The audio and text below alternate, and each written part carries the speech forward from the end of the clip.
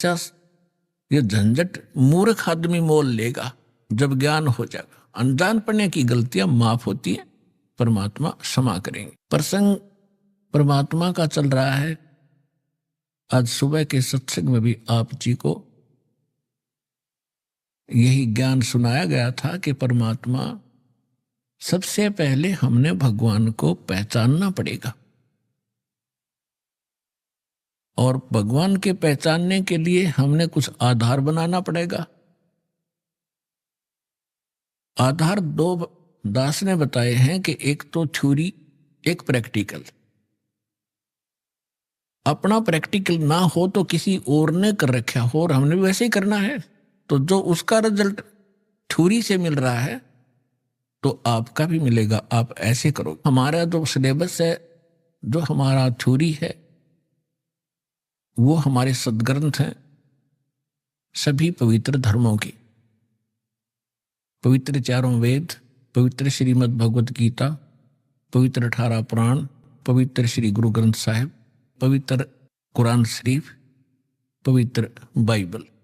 पवित्र बाइबल जो है 3 पुस्तकों का संग्रह है। 3 पुस्तकों, जबूर, इंजिल, तौरात, कुरान इनसे अलग है।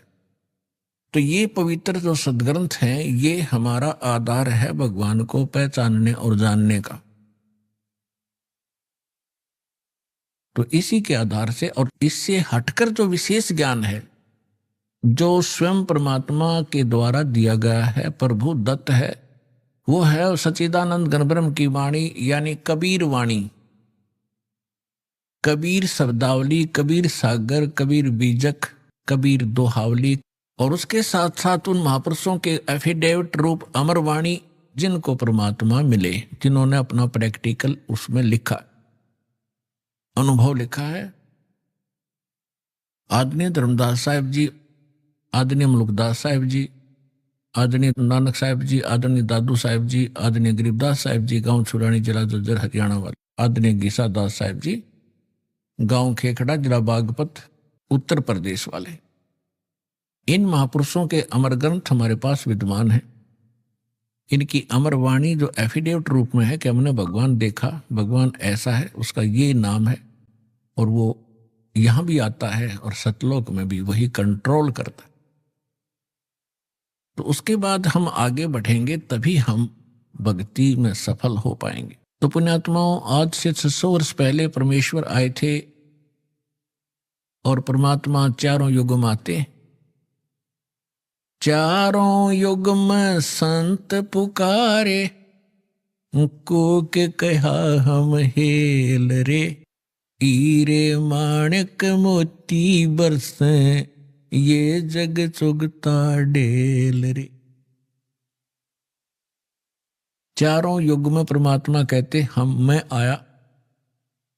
और जैसा कि वेदों में विधान आपको बताया कि परमात्मा सतलोक में रहता है, वहां से गति करके आता, शरीर आता है, और यहाँ अच्छी आत्माओं को मिलता है, उनको तत्व ज्ञान से परिचित कराता है। कवि की तरह आचरण करता हुआ परमात्मा घूमता रहता है, अपने यथार्थ ज्ञान को लोकोक्तियों के माध्यम से, दोहावलियों के माध्यम से, साखियों के माध्यम से, चौपाइयों के माध्यम से वर्णन करता है, जिस कारण से वो एक प्रसिद्ध कवि भी कहलाते हैं।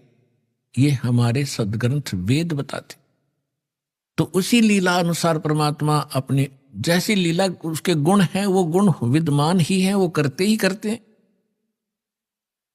तो बर्फ जो होती है, आइस, ये चाहे सर्दी में कहीं रखी हो, चाहे गर्मी में, उसका स्वभाव वैसा ही होगा। उसके गुण हैं, ऐसे परमात्मा के गुण हैं, और वो वेदों में अंकित है। उसी के आधार से दास आपको बता रहा है। इसी आधार से परमात्मा खुद भी बता रहे हैं, चारों युग में संत पुकारे, कूक कहो हम हेल रे, हीरे माणिक मोती बरसे, ये जग चुगता डेल रे।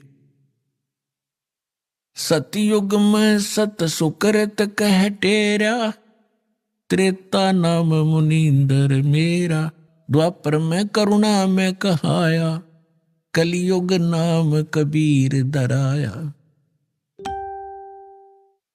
मात पिता मेरे कछु नाही, ना मेरे घर दासी, जुल्हे का सुत आने कहाया, ये जगत करे मेरी हासी।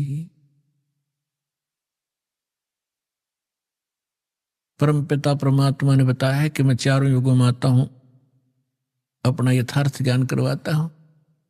लेकिन जिस समय आप यहां सतलोक से बिछुड़कर मेरे से आए, उसी दिन से आप बहुत दुखी होने लगे और काल भगवान ने आपके ऊपर त्रिगुणमयी माया का इतना प्रभाव कर दिया, आप भूल गए अपने मूल स्थान को। आप इसी रंग में रंग गए, इसी प्रोसेस को, जन्म और मृत्यु को, गधे कुत्ते बनने को आपने अंतिम मान लिया, क्योंकि आपके पास कोई विकल्प नहीं रहा, आपके पास कोई दूसरा ज्ञान नहीं था। ये अज्ञान आपके हृदय में ठोक ठोक कर भरवा दिया काल भगवान ने। जिस समय आप यहां सतलोक से बिछुड़कर मेरे से आए, उसी दिन से आप बहुत दुखी होने लगे और काल भगवान ने आपके ऊपर त्रिगुणमयी माया का इतना प्रभाव कर दिया, आप भूल गए अपने मूल स्थान को। अभी आपने सुने संत रामपाल जी महाराज के मंगल प्रवचन। आइए अब सुनते हैं संत रामपाल जी महाराज से नाम दीक्षा लेकर सतभक्ति करके अद्भुत लाभ प्राप्त करने वाले अनुयायी के विचार। दर्शकों, जब व्यक्ति को दुख घेरने लगते हैं तो ऐसे में न तो सगे संबंधी साथ देते हैं और न ही रिश्तेदार नजर आता है जो उसे सुख प्रदान कर सके। दरअसल आज हम आपके साथ जिस व्यक्ति का अनुभव साझा करने जा रहे हैं, वो प्रेत बाधा के दुख से परेशान थे, परंतु जिस कुल देवी की ये पूजा साधना कर रहे थे, उतना